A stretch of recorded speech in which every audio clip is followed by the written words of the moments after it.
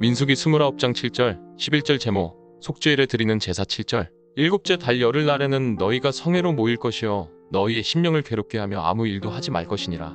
유대인들의 달력으로 7월에는 세 가지 절기가 있었는데 첫 번째 절기는 7월 1일에 지키는 나팔절이며 두 번째 절기는 7월 10일에 지키는 속죄일이며 세 번째 절기는 7월 15일에 지키는 초막절입니다.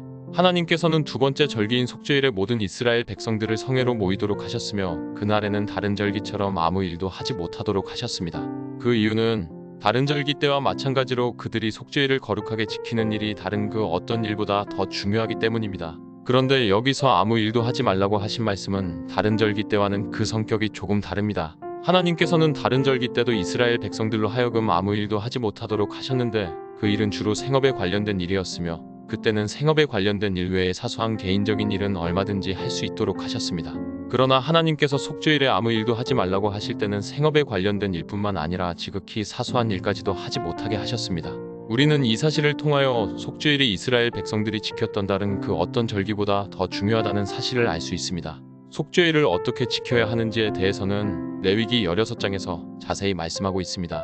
속죄일은 대제사장이 짐승의 피를 가지고 1년에 단 한 번 지성소에 들어가서 자기와 온 이스라엘 백성들의 죄를 사함받는 너무나 중요한 날입니다. 대제사장이 짐승의 피를 가지고 지성소에 들어가서 그 피를 속죄소 위와 속죄소 앞에 뿌리고 그 앞에서 향을 피우고 나서 밖으로 나옵니다.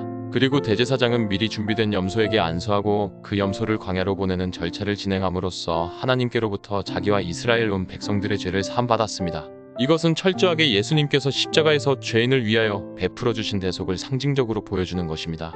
속죄일의 지성소의 속죄소 위와 속죄소 앞에 뿌려진 피가 상징하는 예수님의 보혈을 힘입고 그날 모든 행사를 주관했던 대제사장과 온 이스라엘 백성들은 하나님께로부터 죄 사함의 은혜를 받게 되는 것입니다.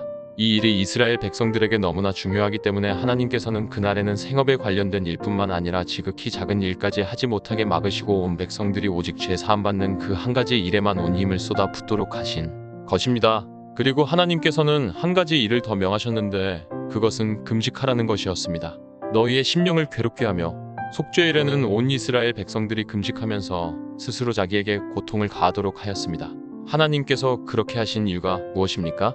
그것은 그렇게 식사를 금하며 육체의 고통을 느낌으로써 죄가 그들에게 얼마나 치명적인 고통을 가하는지를 실제로 느껴보라는 것입니다. 그 금식의 고통이 어떻게 우리가 죄로 인하여 당해야 하는 지옥의 고통과 비교할 수 있겠습니까? 예수님께서는 그 고통과 비교할 수 없는 영원한 지옥의 고통으로부터 죄인인 우리를 건져내 주시기 위하여 스스로 십자가에 못 박혀 죽으셨습니다. 하나님께서는 이스라엘 백성들로 하여금 죄의 결과로 주어지는 고통이 어떤지를 실제로 맛을 보고 그 고통으로부터 그들을 구해주신 하나님의 은혜가 얼마나 큰 은혜인지를 느끼고 감사하도록 하시기 위하여 그들에게 금식을 명하신 것입니다.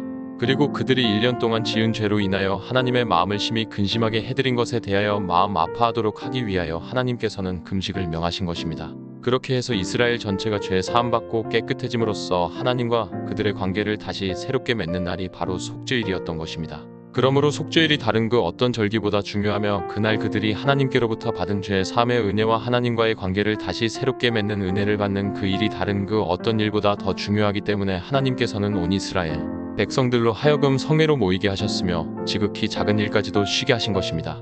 그리고 그 은혜를 더 사모하게 함으로써 그 은혜를 더 많이 받도록 하시고자 하나님께서는 그들에게 금식을 명하신 것입니다. 그들이 1년 동안 너무 많은 죄를 지었기 때문에 그 죄에 대한 징계로 금식을 명하신 것이 아니라 그들에게 더 크신 은혜를 부어주시기 위하여 하나님께서 이스라엘 백성들 전체에 금식을 명하셨다고 하는 것입니다.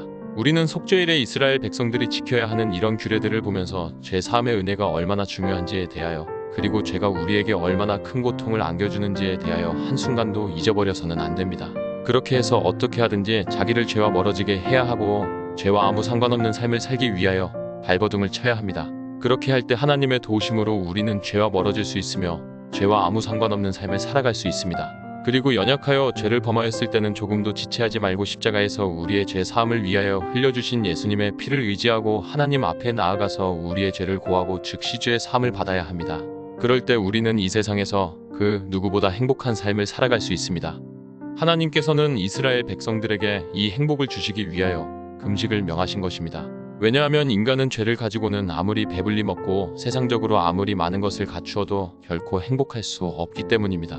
모든 불행은 죄로부터 주어지기 때문입니다. 이와 같이 하나님께서는 죄 문제를 그 어떤 일보다 중요하게 보시고 하나님의 백성들이 어떻게 하든지 죄로 인한 고통을 당하지 않기를 간절하게 원하십니다. 그러므로 우리도 죄에 대하여 늘 이런 마음을 품고 살아가야 합니다. 즉 철저하게 죄를 경계하고 죄를 근절해야 하며 죄와 아무 상관없는 삶을 살아가야 한다는 것입니다.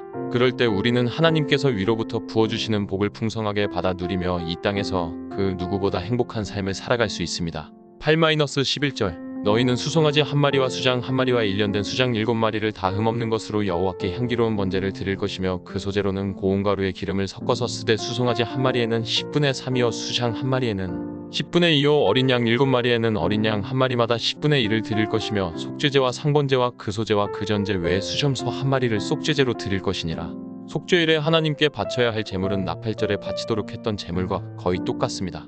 그런데 속죄일에는 대제사장 자신과 이스라엘 온 회중을 위한 속죄 제물을 따로 바쳐야만 했습니다. 레위기 6장. 이와 같이 많은 제물이 죽임을 당했지만 히브리서에서는 그런 것들이 우리의 죄를 사해주지 못한다고 분명히 말씀하고 있습니다.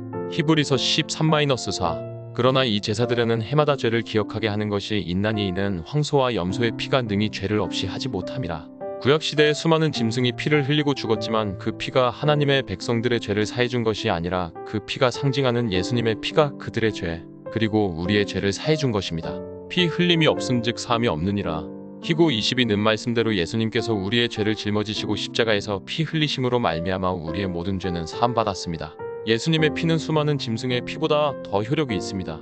우리는 그 효력 있는 예수님의 피로 죄 사함받은 것입니다. 우리는 이 사실을 믿음으로써 구원을 받았습니다.